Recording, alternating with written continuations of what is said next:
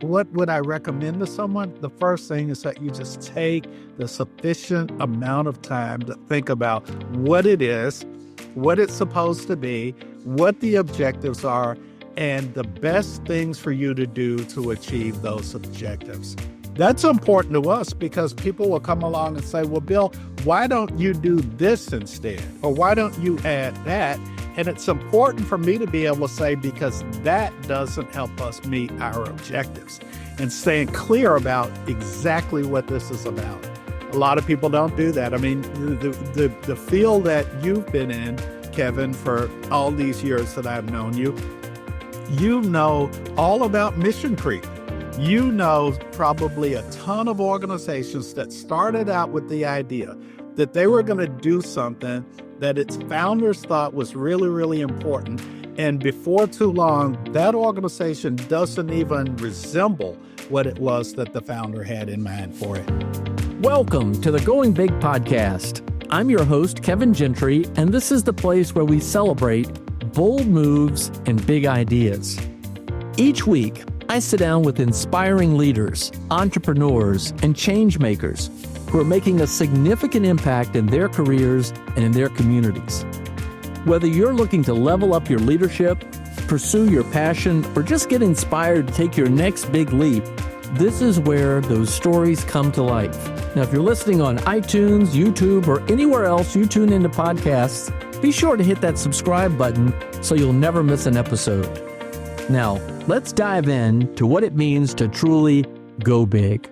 Well, ladies and gentlemen, welcome back to another episode of the Going Big podcast, where we interview people who have identified their gifts to make remarkable contributions in their lives.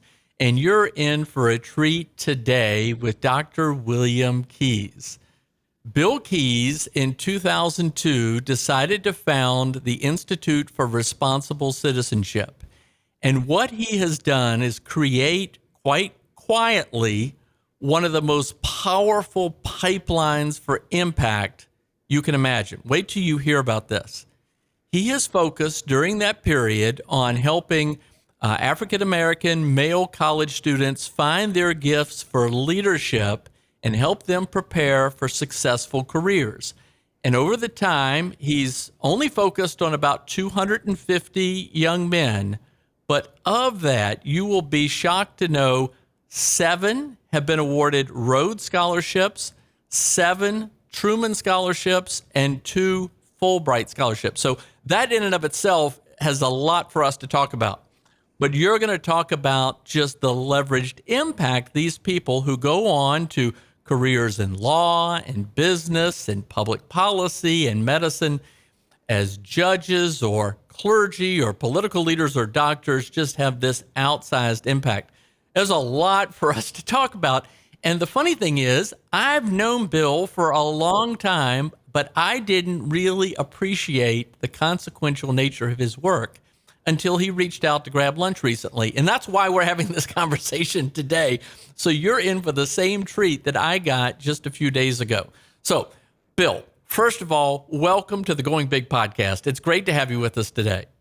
Thank you so much for having me. There's no telling what happens when a couple guys get together for pastrami and roast beef, huh? Exactly. That is going to certainly be one of the most memorable pastrami sandwiches I've ever had. So let's get started. In 1978, you left North Carolina, your home state, where you've been educated, to come to Washington, D.C. I understand you went to work at the House Post Office. Tell us about your start in Washington, D.C., and then we'll try to understand how in the world you got the idea to found the Institute. Well, thanks, Kevin. Well, first of all, let me just say I hitchhiked here from North Carolina with $5 in my pocket. I actually had $5 when I left North Carolina. I had even less when I got here because the truck driver who picked me up stopped for gas and I bought a soda and some cookies. So I had less than $5 when I got here. I had gone to school, was studying political science, got completely excited about politics, left school to go work on a U.S. Senate campaign. My candidate lost, but I decided just because he's not going to Washington doesn't mean I can't go. So I hitchhiked here with the idea of working on Capitol Hill. Now, you mentioned I worked in the House Post Office. I clearly didn't hitchhike here to work in the post office. I wanted to work in a legislative position on Capitol Hill. But of course, I had not graduated from college. Remember, I was supposed to go back to school to finish the degree, and I didn't. Oh, I came here instead. No college degree, didn't come up from a family with political connections. The total of my political experience was with that one unsuccessful campaign, et cetera, et cetera. And so people kept asking me, do you have any Hill experience? And I said, no, I didn't. And so you got to eat somehow. So I'll try to rush through a 24-hour period in the life of Bill Keyes in 1978. So I ended up getting a job working in the House Post Office. So from 2 a.m. until 8:30 in the morning, I sorted mail. Then I would go into the bathroom, wash up, put on a clean shirt and a jacket, and I'd walk around looking for a job. And ultimately, I realized the best thing for me to do would be just to volunteer. So from 2 until 8:30, I'm in the post office. 9 to 3, I'm volunteering in a congressman's office. After that, I'm walking around handing out my resume to anybody who could fog up a mirror. After that, I would go to receptions. Got to eat sometimes. When I would leave the receptions, I would go into the Library of Congress, where I would sit and read everything I could get my hands on about how Congress worked and about the major issues that were being debated at the time. They would kick me out of the library at midnight. I'd go back into the Rayburn building, sit on a big leather sofa for 2 hours until it was time to go back to the post office. So for that first month I was in Washington, I slept 2 hours a night, and I ate one meal a day at those receptions.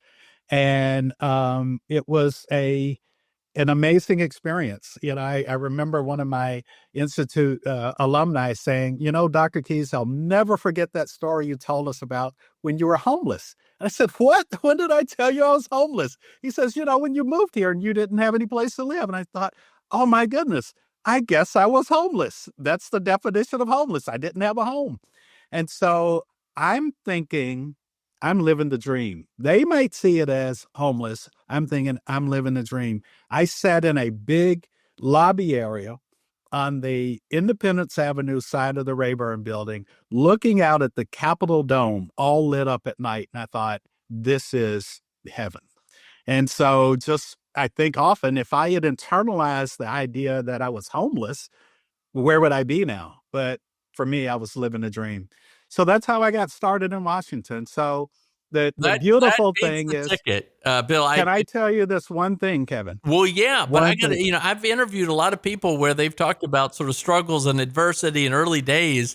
And I talked to Todd Rose, who got expelled from high school because he had a .9 GPA, and then he ended up going to Harvard. But this is pretty amazing. Keep going. Well, so great. Well, I never had a .9 GPA, but so I can't top that one.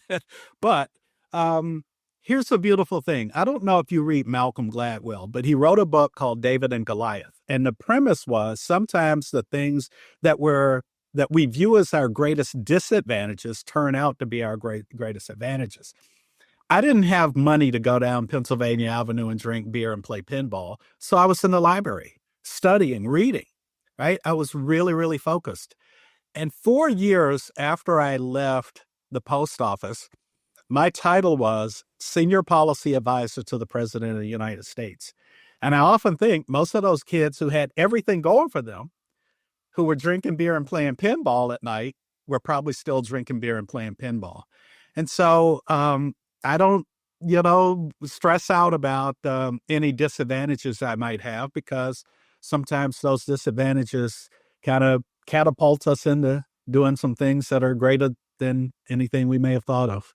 Well, so ultimately you moved into the senior role with President Reagan. And then, Bill, you then had this vision for, at some point, founding what is the Institute for Responsible Citizenship. Yeah. And another part of the Going Big podcast is people who've cast a big, bold vision for change. There's something they've got in their mind they want to go do.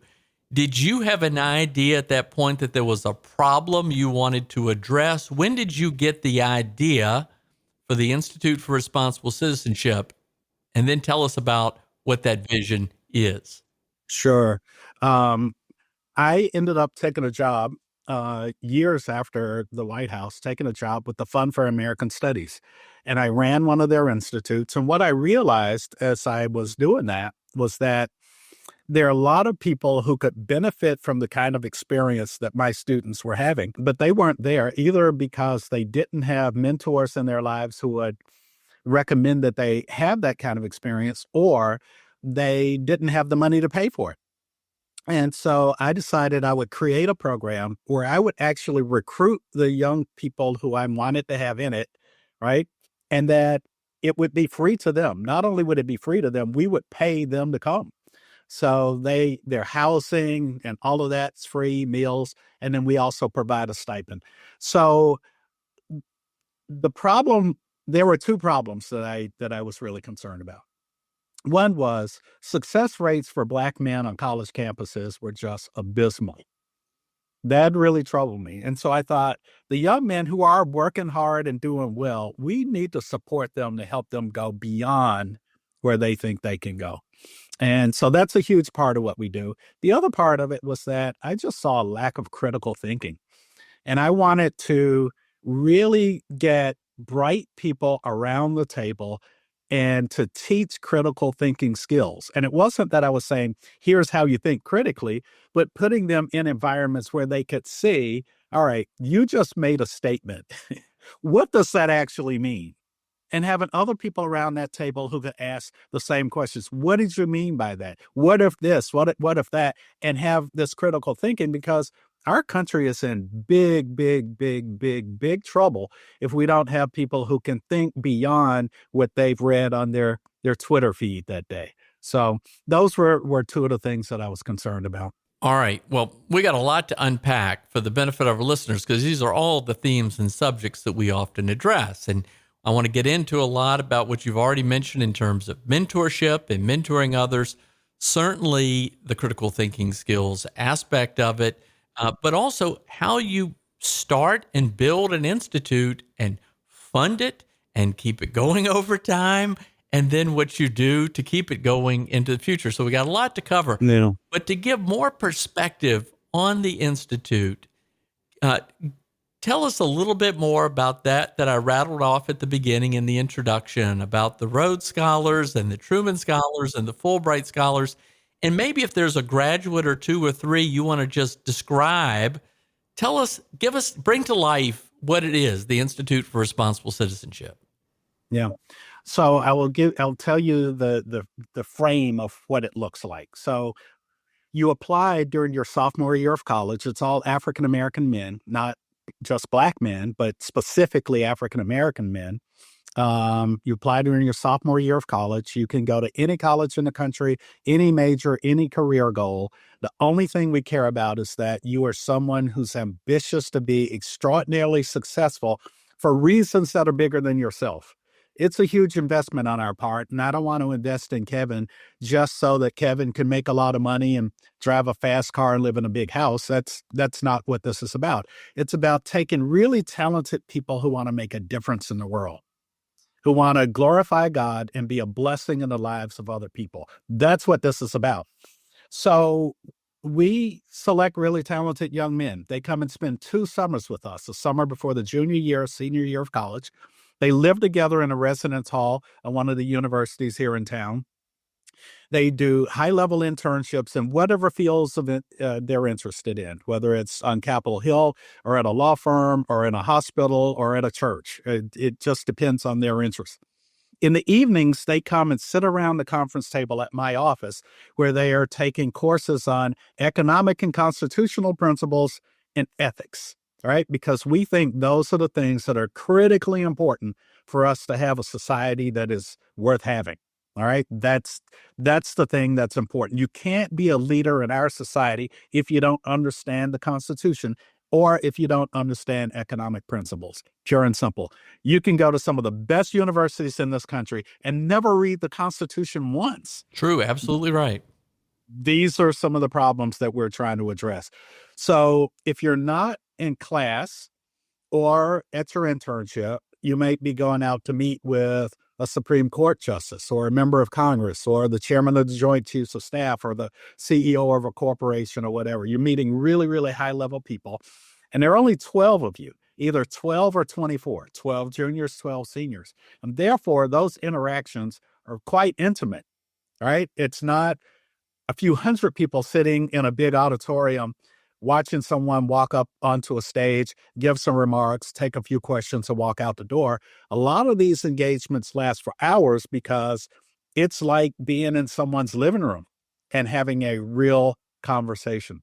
If you're not in class, not at your internship, not out meeting with someone, they're probably professional or personal development workshops that we're doing, whether it's public speaking or etiquette or any of those things, because as you and I know, you can be brilliant, and if you don't have good people skills, you're probably not going as far as you would have the God-given ability to go. So we leave no stone unturned. The most important part, though, is just the network of people who these young men become a part of. So you mentioned Rhodes Scholars. We just found out this weekend that the seventh member of they call it a brotherhood. The seventh member of this brotherhood was named a Rhodes Scholar. There's Which no is institution. unbelievable. By the way, my introduction was to say 5 Rhodes Scholars, and then I was corrected, and then I said, no, there's a 7th that you just learned about just within the past couple of days. Yeah. Do you know that 83% of the colleges and universities in America have never had a Rhodes Scholar? This is mind-boggling. I mean, this is in and of itself something I want to dive into, because I'm sure people are like, there's no way. There's just no way. Yeah. And by the way, you have this amazing book, which I'm going to get into in just a bit. And you have this, just to describe the picture that's on the cover. Not everybody can see it, but who is in that picture, Bill? Well, the handsome guy in the middle with the red tie is me. But the other man in Washington, as my wife likes to call you. Thank you, Ann. The other 5 people in the picture are Rhodes Scholars. Unbelievable. And how many people can walk down the street? Well, of course, that's a stage photograph, but how many people can walk down the street with 5 African-American young men who are Rhodes Scholars? No one, because it doesn't exist outside of this institute. There are now 7. It is pretty phenomenal. By the way, 7 Rhodes Scholars. You mentioned the other awards. Back in May, our 16th alumnus graduated from Harvard Law School. For 6 straight years, they went to Yale Divinity School. They're doing some pretty extraordinary things.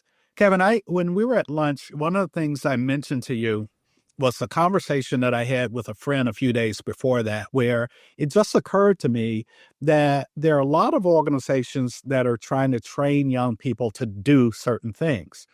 And we're not focused so much on what they do as much as who they are. And so we're talking about character and integrity and service to others, reverence for God, all of those things. And then it turns out we get a bunch of Rhodes Scholars. Well, okay. Right? So let me unpack this a little bit. Okay. Yeah. So first of all, you've done this since 2002, 23 years. You've had about 250 young men now go through 300 this program, 12 a year. No. So the success rate is just mind-boggling. And so how do you recruit or select these students who turn out so well? Now, an aspect of it is presumably what you offer to them in terms of this mentorship and the ethics and the economics and the constitutional studies and how the critical thinking skills and treating people with dignity and respect and everything else that you're teaching them. But how in the world do you explain this success rate? I've never heard of anything like it. Well, you were asking me about how we select them. That's the most important job. That's number one. Yes. That's the most important job. And then just focusing on what's important. How many apply? So this is not typical, but our biggest applicant pool was 640 for 12 spaces. So it's pretty selective. A typical pool is in the 300, 350 range. And how do you begin to identify 12 that will ultimately be spending not 1, but 2 years, 2 summers? 2 summers, yeah. That's another unique aspect of the program. It really is. Become I never heard close anything to about each other. That. Yeah. So it's an application. It's probably more rigorous than a typical college application because they're now in college and they have a lot more to show. So it's essays, resumes, writing samples, you name it. We ask for SAT scores, obviously their grades, letters of recommendation. So it's a pretty extensive application. We go through those, and then the team whittles that down to a certain number, and then we start interviewing them. And I'm giving away a little bit of a secret here for any young person who might be thinking about applying, but there's an application, there's an interview, and if they do well on the interview, they probably get a few more phone calls randomly that they're not expecting. My attitude is anybody ought to be able to bone up, do some reading, and then it's time for the interview. You sit up straight and you Right. smile and all of Interview is that. notoriously challenging to navigate by But the how about interviewer. how about the call that you get when you're walking across campus from class? Mm. Or you're sitting in the library studying and you get this phone call from a 202 number. All right. How about, you're just not expecting the call and this call comes in. How do you perform then? That's pretty critical.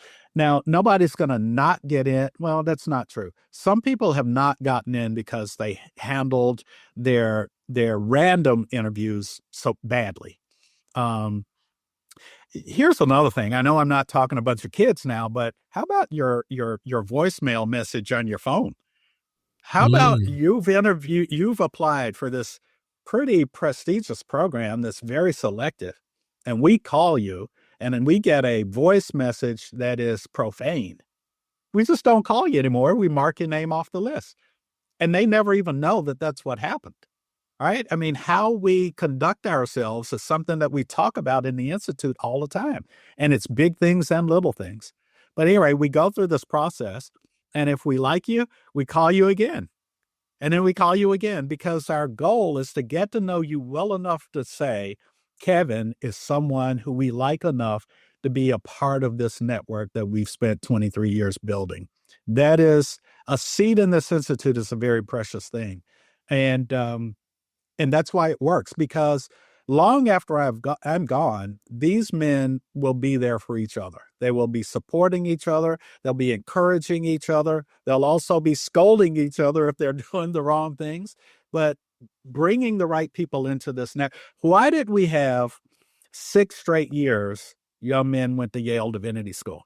Because year of number 1, the young man who went there, and he did what it is that I'm telling them that their job is to do wherever they go. And that is to bust the doors down for the guys coming along behind you. And so Elijah did that in year number 1. Year number 2, Christopher called me and said, Dr. Keyes, I'm making a huge mistake. The Lord's telling me I'm supposed to be going to divinity school. And I'm like, well, what's the problem? He says, I didn't apply to divinity school. I ended up calling Yale Divinity School the next day and asking how Elijah was doing. They told me he was doing so great. They love him to death. And I said, well, if you love Elijah, you're going to love Chris. Chris, and I had to explain to him, I just got off the phone with him.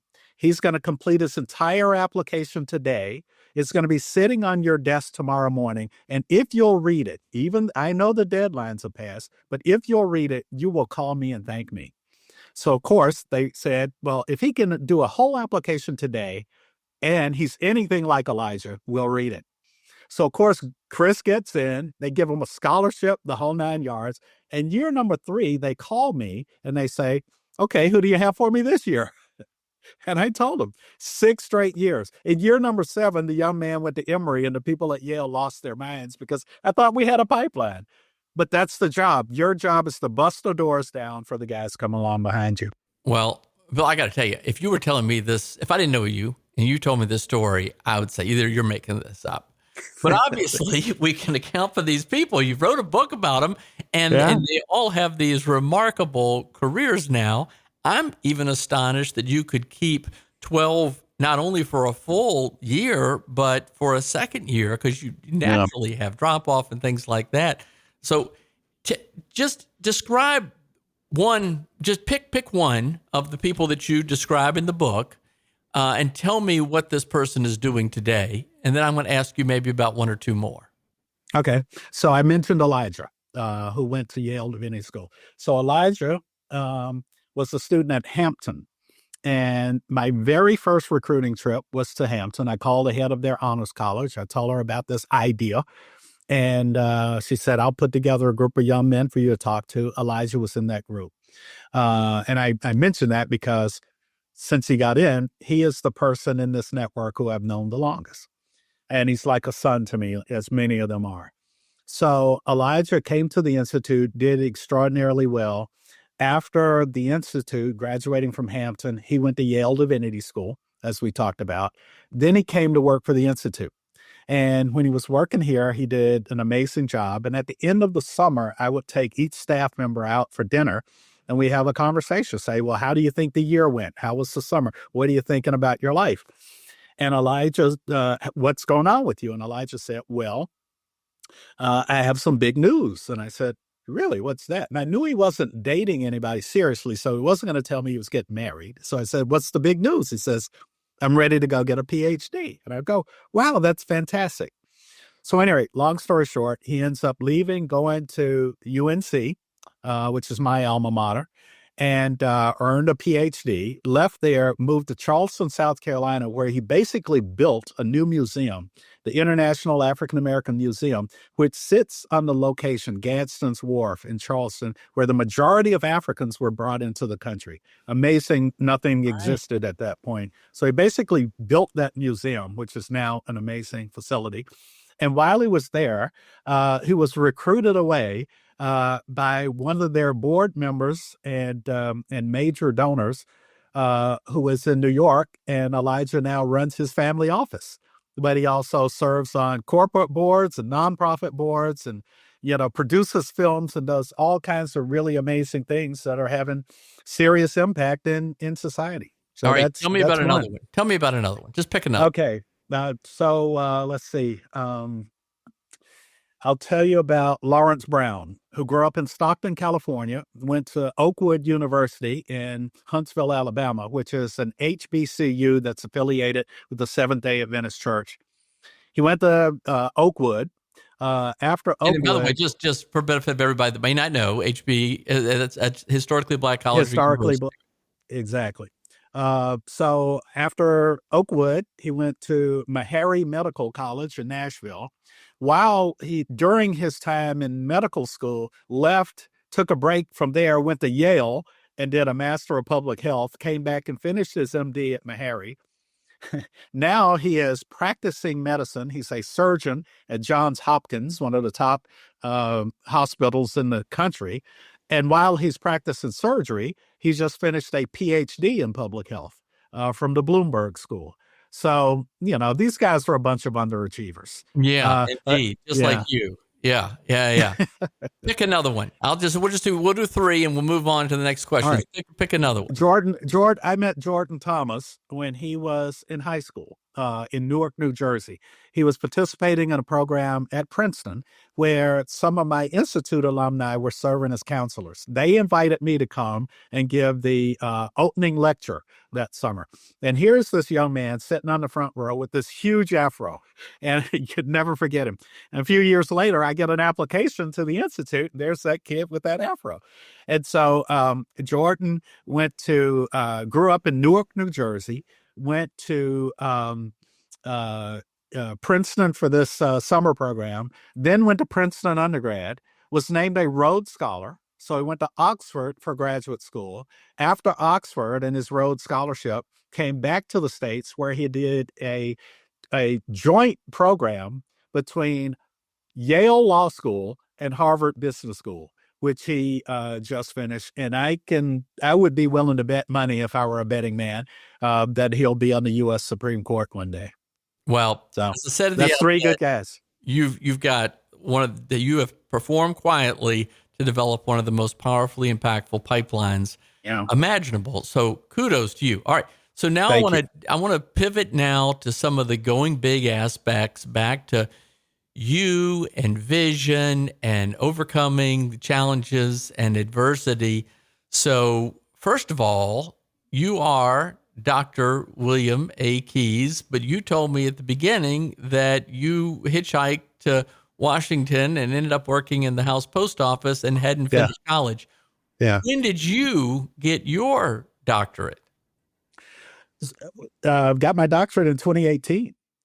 How? And not because I needed one. I mean, I was well into my career and all of that, and having a doctorate was not going to change things. But, I spent a lot of time on college campuses, and I'm talking to doctor this and doctor that. And so I thought it wouldn't hurt for me to have a PhD myself. But I'll tell you the real reason I did it. I am constantly pushing these young men to do more, do more, do more, do more, right? And so I just decided I was going to go earn a PhD.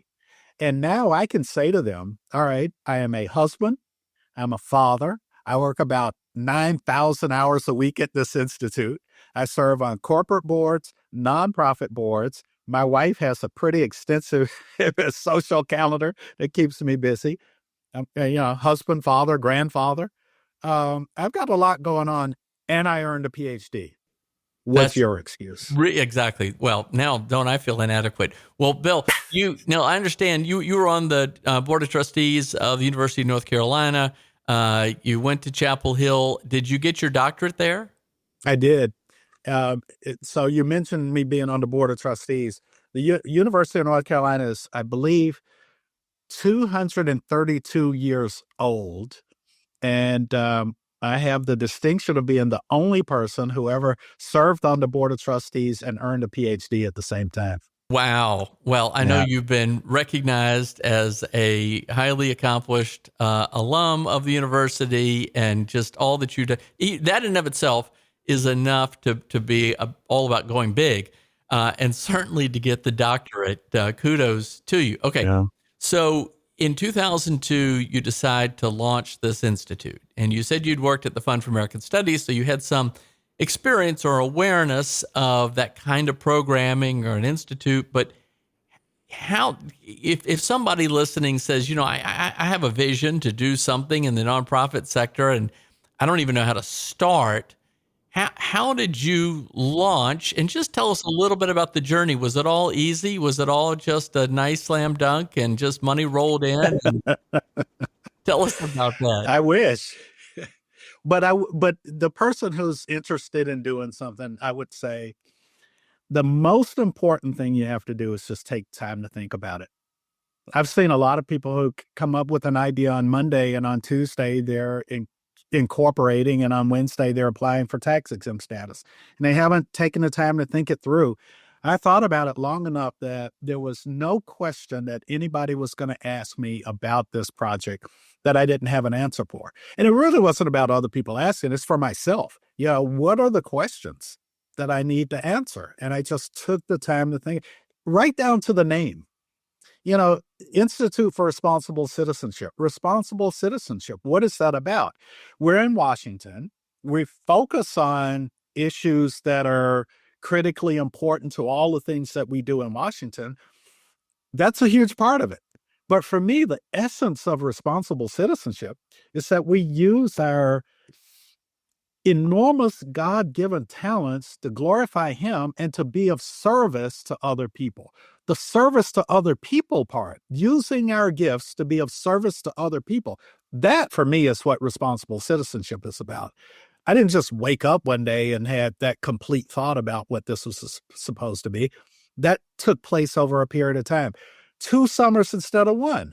That I didn't just wake up one day and say, do 2 summers. Now you look at it now and you realize that the depth of the relationships that these young men have, not just with the people who were part of their own cohorts, but the entire group, a lot of that's because when they come here, they become a part of a family. So there are many of those thoughts. So anyway, get back to your question. What would I recommend to someone? The first thing is that you just take the sufficient amount of time to think about what it is, what it's supposed to be, what the objectives are, and the best things for you to do to achieve those objectives. That's important to us because people will come along and say, well, Bill, why don't you do this instead? Or why don't you add that? And it's important for me to be able to say, because that doesn't help us meet our objectives, and staying clear about exactly what this is about. A lot of people don't do that. I mean, the field that you've been in, Kevin, for all these years that I've known you, you know all about mission creep. You know probably a ton of organizations that started out with the idea that they were going to do something that its founders thought was really, really important. And before too long, that organization doesn't even resemble what it was that the founder had in mind for it. No, you're right. And I'm Sadly, happy to. I would say it's probably a majority of the organizations I've seen over time, which, by the way, there's something about staying small as you have. Now, very impactful, but has allowed you to go big. There's something here. There are so many lessons. This is worth a huge case study in and of itself about how you've pursued this. So I want to tell you two really quick things. This whole issue of impact is huge for me, right? As I said, this is about us using our gifts to be a blessing to other people. So I was talking a couple of summers ago, I kept talking about impact, and I didn't feel like the guys were understanding it. And I mean, obviously people know what impact means, but they weren't getting the gravity of what I was saying, to the enormity of what this project is about. And so I came in the next night and I grabbed a whiteboard and I wrote all of their names down the left side. And then one by one, I said, okay, John, what's your career goal? And John would say, I'm going to be a lawyer. Okay. How many patients do you think you might treat over the course of a career? And they had to come up with a number. And then I wrote that number on the board. And I said, well, actually, let's triple that number, because all of those people probably have a spouse or a kid or somebody in their lives for whom you saving their life is going to impact other people, right? And we put that number on the board. And then the next person, the next person, the next person. I went through 24 young men. And when I got to the bottom, I said, all right, now somebody add up these numbers. And it shocked all of us. 9 billion people. Now, I know that's ridiculous. How do you get 9 billion people? All right, so the person who wants to do the research to find a cure for cancer, he actually impacts the lives of everybody else who lives for the rest of eternity if he's successful. That's impact. No, Bill. No. This is a big deal. And in your book, you talk about how in the early days you sat beside a person from a prominent, large foundation, and they challenged you and said, "Well, that sounds nice, but you're not big enough for our support." Yeah.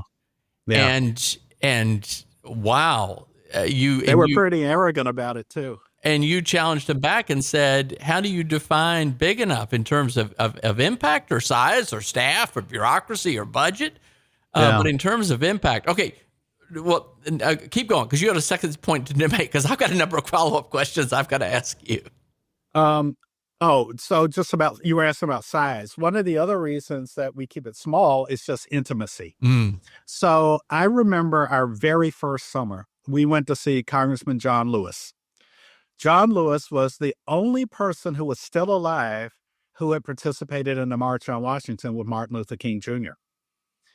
So we take our first class of scholars to visit with Congressman Lewis. We get to his office and he greets us at the door and he says, I don't know why they scheduled you at this hour, because we have votes on the House floor. But come into my office, sit down, relax. I will get back as soon as I can. And I have all the Coca-Cola products you can drink and all the peanuts you could eat. Benefit of being from Georgia, right? I was going to say, he's from Georgia. And we sat and we waited. And his scheduler came in and said, I am sorry, Mr. Keyes, but we can't give you an hour. I can only give you a half hour now. I said, I understand. Congressman Lewis came back and he walked into the room and he greeted these young men, and he spent not a half hour, not an hour, 4 hours sitting in his private office having a conversation with these young men. And his staff was literally had their hands on his shoulders trying to pull him out of the room, and he wouldn't leave. Now, as I said a little while ago, that doesn't happen if it's hundreds of people in a big auditorium. But sitting in his office, having this conversation with young men who went to his office not to be entertained, but to engage him, he just thought, I got the American Bankers Association and the American Bar Association. I don't care who you have after me. I'm going to do this. And by the way, his staff always scheduled us at the end of the day after that happened. Well, I'm so glad you touched on this. I think that people who focus on teaching and mentoring and stuff struggle with leveraging or expanding that kind of effort, but what you're doing or scaling it, but what you're doing is extraordinary. Well, so, again, we just had lunch last week and you gave me this terrific book about the stories they hear, and the cover itself has the pictures you say of the 5 Rhodes Scholars then, which is amazing in of itself. But I really went through it this weekend, and you keep focusing on expectations. Yeah. Setting high expectations, and tell us why you think that is important and how you believe setting high expectations helps elevate us to a new level. And Kevin, I don't know if I tell you the story about being invited probably more than 10 years ago now to visit a very prominent Midwestern university who called me and said, our Black male students are just not doing well. Maybe you can give us some ideas. And I went out and I spent 2 days just observing. I went to classes. I walked through the dining hall. I just observed for 2 days. And on that third morning, before I headed for the airport, the provost had about 30 people, professors, deans, and so forth. And I said to them, I think I understand what the problem is. And they all sat up and I said, these young men are living up to your low expectations. And we don't have time for me to talk about that conversation, but I basically explained to them how they had such low expectations for these young men coming in that those young men were internalizing what they were giving off, right? For example, the dean, the provost who invited me to come started out by saying, we have these young men who come from these poor inner city schools and name the city. I won't name the city because that would give away the university. And I said that morning, I said, I went to college and I cannot imagine that I walked into class and my professor knew where I went to school, much less the quality of the school I had gone to. You don't know whether these young men are the most brilliant people you've ever met or the dumbest. You're making an assumption that they're not prepared, right? And so you're not challenging them, to work hard. I pointed out the thing about working hard, expecting them to work hard and do well. And there was this one professor who said, well, I'm worried that if I push them too hard, I will drive them away. And I said, well, that's interesting. You have a football team, right? And then they look at me like, of course we do. I said, you think your football coach makes these young men work hard? Oh, they go, and they went on and on about how hard. How about basketball? Oh yeah, they work so hard. And I said, okay, let me get this straight. Someone explain to me. If you push a young Black man to work harder than he's ever worked in his life for physical pursuits, he'll thrive in that environment. But if you push him to work hard for intellectual pursuits, you'll drive him away. Explain that. The silence in that room was deafening because that attitude is just indefensible. So we expect a lot from the young men in the Institute, right? We expect a lot. They don't have to all become Rhodes Scholars.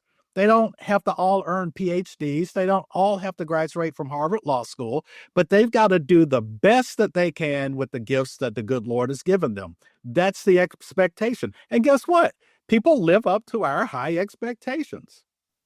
Well, you've got a track record to back that argument up. And God bless you, Bill Keys. This is amazing. I hope people listening really just see some stuff here that they dig into and want to replicate in other ways. You said something at the beginning. You talked about how, you weren't just helping people that were on young men that were on a track record for success become, wealthier and buy some things that would be attached to luxuries or something like that. But you're really trying to deepen the whole pursuit of meaning and purpose and finding their gift and their contribution. Tell us just a little bit more about that.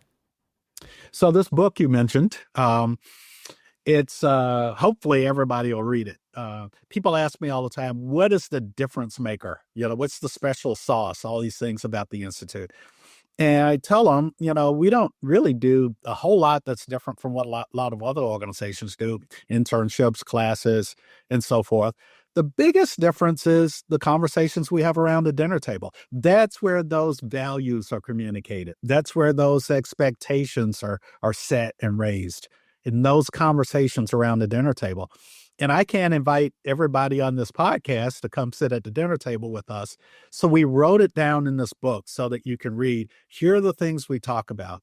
Now, I'm going to give it away, but the very first page, the very first words are, God has blessed you with something special. And everything is based on that. That's the foundation that everything is built on, that God has blessed you with something special. And he expects you to work hard to develop it and use it for his glory and to be a blessing to other people. So if I can persuade you that the Lord has put you on this earth for a purpose, getting you to work hard is not that difficult.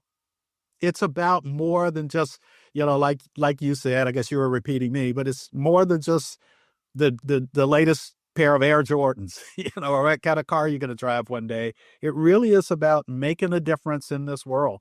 And these guys work really hard.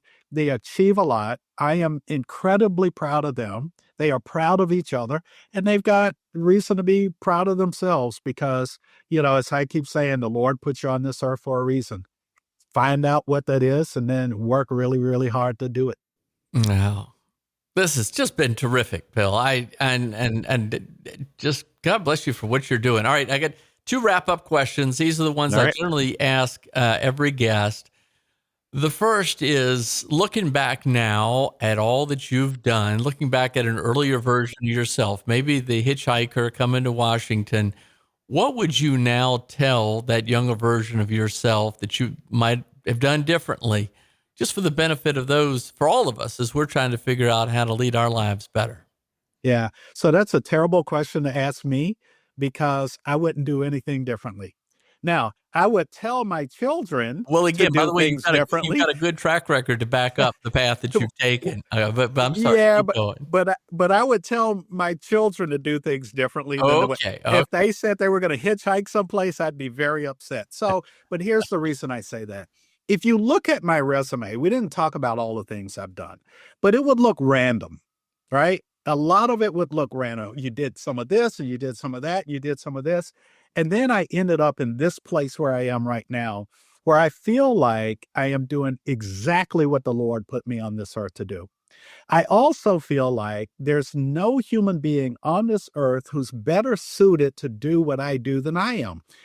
And I am not the best in the world at any of the components of what I do, but in me is the unique combination of experiences, relationships, passions, failures and successes, all of that unique combination that makes me the right person to do this.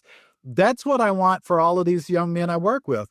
That not that they get a good job, but that they do the thing that the Lord has situated them to be the person to do and be the best in the world at, right? And so the reason I said what I would tell them is whatever it is that you're doing, pour your whole heart into it. So before political science, I was preparing to become a college football coach. Did you know that? No. Well, looking at how much money these guys make now, I probably should have stuck with that. But nonetheless, think about it. All the things that I learned when I was preparing to be a college football coach are things that I use now in preparing these young men to be surgeons and pastors. Okay? I worked in sales. All the things I learned when I worked in sales, I use today as I'm going out to find the resources to help keep this program going, right? All of those things, they look random to you or me, but they were not random to God.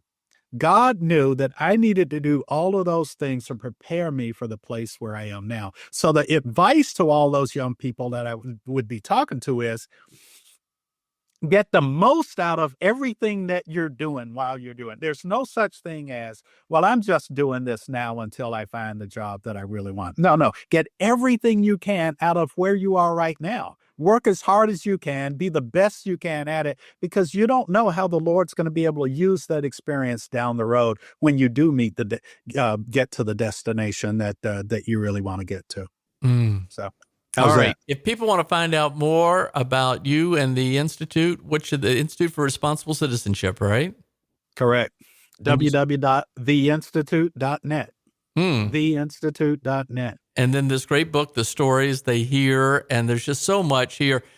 Bill, the last question is similar, but just for anybody listening around the world, maybe they're young and they could be applying in a few years for your program, or maybe they're at an early stage of their life. They're out of college. Maybe they're later in life. Maybe they're trying to figure out what to do in a new season of life. Yeah. What advice would you share for anybody listening about how they should consider going big in their life? And thank you for just, you're a great example of working to identify your gift and applying that to the service of the Lord. I mean, that's what you've done, and it's extraordinary. So what advice would you leave us with? Well, thanks for saying that, Kevin. That means a lot to me coming from you. I don't know. Just think seriously about what's important in life. I run a nonprofit. I worked in government. I run a nonprofit. All right. I will give away or use everything I have to be a blessing in the lives of other people. And yet somehow I have every single thing I need. And there's nothing on this earth that I want that I don't have or can't get. And there's no way to explain that on a spreadsheet, right? But God provides everything I need and even everything I want because my focus is on giving to others. And I know that might sound, I don't know how it sounds, but that's just the reality in Pretty my good. life. Well, it's the reality for me. And I don't know how it might sound boastful or whatever it is, but that's a lesson that I try to give young people when I'm sitting in that intimate setting. That's another reason why, because I can't tell these stories in a big auditorium to people who don't know me, but I can tell these stories in an intimate setting people who get to see that I'm genuine about the fact that I care about them as human beings and what they will achieve in life, where I'm telling them things from my own life that I'll say, you know what, I've had to make sacrifices, but I made sacrifices for things that were really, really important. I don't know. I don't even remember the question you asked. No, me, Kevin. you answered it very well. I'm just so grateful you reached out and asked me to go to lunch, and I'm glad I said yes. So thank you very much. This is how we get these outstanding guests on the Going Big podcast. I just need to be always on edge to be responsive. Bill Keys, it's been a great pleasure having you today, and it's a great honor to know you, count you as a friend, and look forward to many, many more years to come. Likewise, Kevin. Thank you so much, and God bless you. God bless you. Thanks for tuning in to the Going Big podcast. I hope today's conversation left you feeling energized and ready to tackle your biggest goals. Don't forget to subscribe and leave us a review on iTunes, YouTube, or wherever you listen to podcasts. It really helps spread the word, and it gets these inspiring stories out to more people. You can also find more content, resources, and updates at our website, goingbigpodcast.com. Remember, the only limits are the ones you don't challenge, the limits that you impose on yourself. Keep pushing, keep growing, and above all, keep going big. See you next time on the Going Big podcast.